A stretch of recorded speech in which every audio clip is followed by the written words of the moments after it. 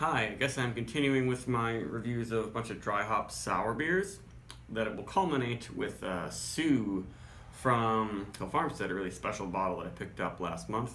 But right now I'm having what I think is one of my favorites, the Upland Hopsynth. So this is, I guess they take their base sour ale. It's only aged for a couple months in barrels. It's what they call lambic blends of yeast. And then they dry hop it after the fact. On their website, they now say Citra and Eldorado, though the labels just say new and experimental varieties of hops. When I had this before, once on tap and once out of the bottle, I thought it was really great. This batch is 5.8% alcohol, and I'm expecting good things from it. It says it was bottled in June, so probably about a month old, which is pretty fresh. And it's also, considering it's a barrel-aged dry-up sour, it's not too expensive, which I also like. And it looks really nice. I think there's a little bit of sediment on the bottom. Yep. Right now it's super clear. I mean, it's not super clear. It's got a very light haze. Nice, heavy carbonation. Not crazy, though. A really good-looking head. Yeah, that's a nice-looking beer. Ooh boy, but it's got, yeah, it has lots and lots of hop aroma. Yeah, it has some of that grassy slight pine, but then there's lots of juicy tart citrus for sure in there. Limey, maybe not quite melon. It's not a juicy, sweet, tropical explosion. There's plenty of ripe and tart citrus in here. It's zesty, citrus juicy, grapefruity, but plenty of resiny green hop aromas in there too.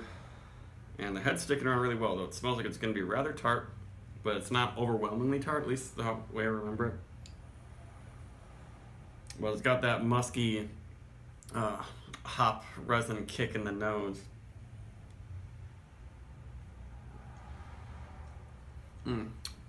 Oh yeah, it's sweeter and more tropical in the flavor than I thought.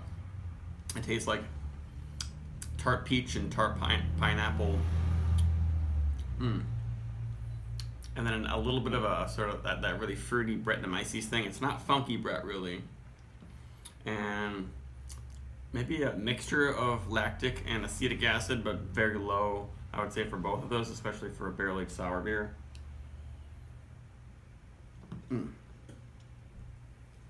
Yeah, it makes your mouth water a little bit when it's on the tongue. It has a little bit of an oak. I think it's helping to make things a little bit more tropical.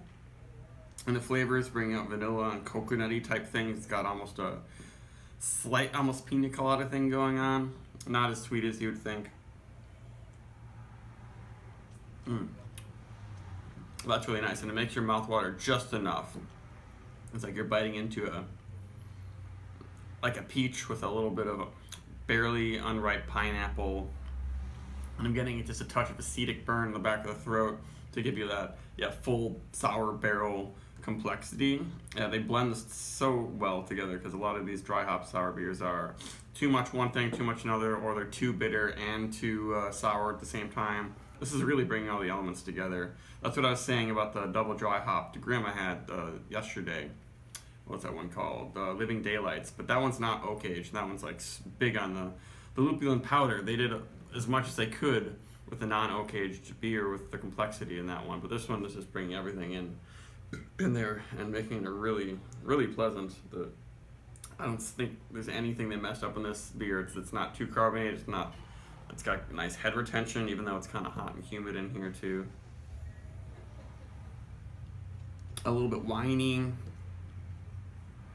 With lots and lots of different fruits. You can just think about all the different fruits for days with this one. It's, of course, the tart zesty citrus, but then tart unripe tropicals in the flavor, and a winey barrel thing happening, and peaches, maybe even apricots. And on the tongue, there's still some body to it, even though its finish is pretty dry.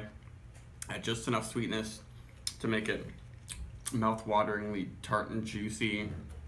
And this one's really nice. It reminds me of when you can get a fresh bottle of Le Terroir from New Belgium. That's one of my other favorite ones when you can get it fresh, but I think this one tops that actually.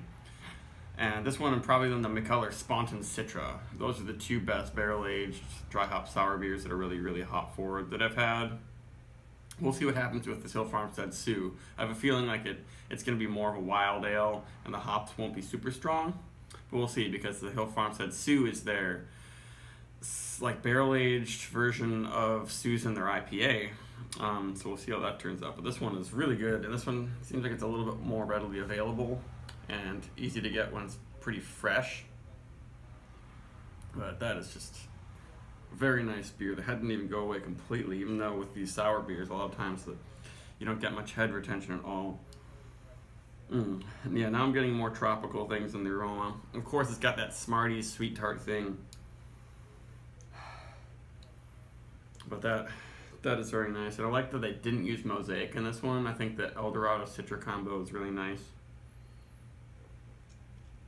It keeps things on the tartar and citrusy side, which works really well with this. And maybe a little bit of stone fruit, but it's not all out tropical. Yeah, I give this one a 90. I mean, I'm having so many great beers lately, but this one is not letting me down at all. I remember the first time I had this, it was a little bit bigger on the dank onion garlicky hop notes, but this one just has enough of the greenness, but plenty of this really mouth-watering fruit character that I'm a huge fan of. Let's get one pour with the sediment in there, or one look. Yeah, it gets nice and hazy.